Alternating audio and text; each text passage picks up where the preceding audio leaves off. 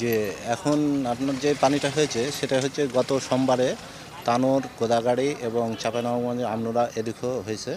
এই পানিটা তখন অতিরিক্ত পানি হওয়ার কারণে একটা রাতের কারণে যেটা পানি আমাদের নিষ্কাশন ব্যবস্থা খুবই কম ছিল এবং সেই পানিটাও উজান হয়ে এসে আমাদের এই এলাকায় ঢুকে গেছে এবং ঢুকে যাওয়ার কারণে আমাদের ধান, সবজি, বিশেষ করে কপি, যেটা ফুলকপি, বাঁধাকপি, এগুলো প্রতিটা জমি ডুবে গেছে। ডুবে যাওয়ার কারণে অনেক কৃষকের ক্ষয়ক্ষতি হয়েছে এবং তাদের লোন করে অনেকেই কৃষকেরা যারা আবাদ করেছিল তারা বুকে মাটি থেকে এক পর্যায়ে চায় এবং যাদের ফসল ছিল বিশেষ করে ধান কাটা ছিল, কাটা ধানও তারা তুলতে পারেনি, পাকা ধানগুলোও শেষ হয়ে গেছে। প্লাস আপনার যাদের পুকুর ছিল তাদের পুকুরের সম্পূর্ণ মাছগুলো, নিচের মাছগুলো সম্পূর্ণ ভেসে যাওয়ার কারণে মাছ বাড়িয়ে যায় এবং বাড়িয়ে যাওয়ার কারণে তাদেরও অনেক যেটা অকল্পনীয় ক্ষতি হয়েছে, সেটা কল্পনার বাইরে।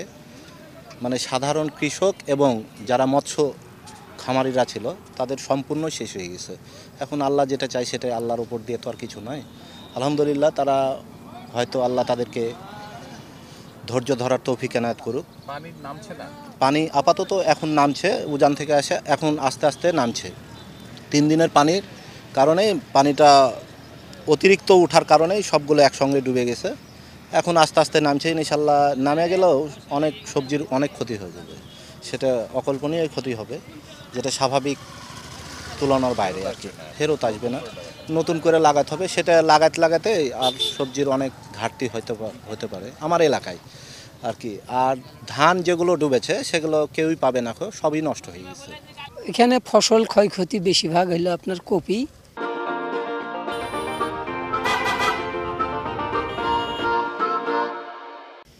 কালাই, আর ধানের আংশিক ক্ষতি হবে। আর আমরা এই যে পানি সেচ ব্যবস্থা করে আপনার হলো করছি, বাঁচানোর চেষ্টা করছি। এখন যথাসাধ্য যত দেখি বাঁচানোর চেষ্টা করে সেচছি, বিষ খরচ করছি, লিভার খরচা করছি, করে আপনার বাঁচানোর চেষ্টা করছি। এখন দেখা যাক কতদূর কী হয়। টিকার সম্ভাবনা খুব কম, ক্ষয়ক্ষতিরই বেশি হার। ঢুকেছে আপনার কালকে সকাল 5টার সময়, আর তো বের হচ্ছে না। এটা আপনার হলো পানি তো যেভাবে ঢুকেছে ওইভাবে তো পানি বের হচ্ছে না, ক্লিয়ার হচ্ছে না, না হওয়ার কারণে তো আপনার ক্ষয়ক্ষতিটা বেশি। আমরা গতকাল থেকে আপনার মাছ মারছি, রুই, মিরকে, কাতল, সিলভার, সব ধরনের মাছ আসছে। এটা আপনার ওই যে খোঁড়ে থেকে পানি ঢুকে আপনার আশেপাশে যেগুলো পুকুর আছে ওগুলো পুকুর ভেসে যে আপনার এই খোঁড়েতে মাছ আসছে। না, পুকুর আলাদের তো অবশ্যই আপনার লস, কারণ হচ্ছে বৃষ্টির পানিতে আপনার ওই পানি ঢুকে পুকুরে সব ভেসে গেছে বিধায় এখানে আপনার মাছ হচ্ছে। হ্যাঁ, এটা একটা আনন্দ উৎসবে আপনার গতবারও আপনার এ হয়েছিল, 2 বছর আগেও আপনার এখানে সব মাছ মেরেছে, এবারও আপনার হচ্ছে। আমরা এসেছি, আমাদের বাসা হচ্ছে আলীগঞ্জ পশ্চিমপাড়া, মানে কোটবাজার।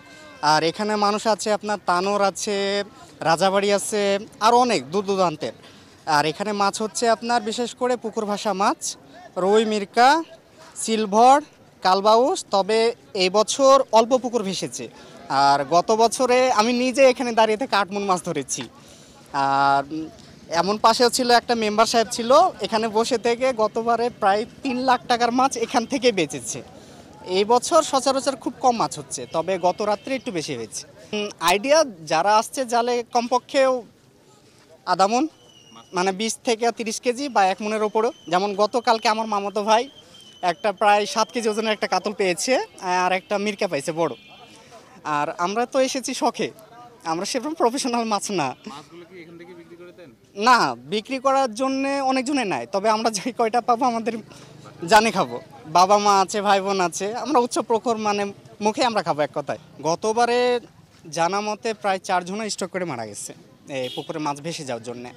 আর এই বছর মানে 4 সাইড ঘেরা হয়ে গেছে, অতটা বার হয় না, যতটুকটা বের হয়েছে লোকে অল্প পরিমাণে মাছ পাচ্ছে।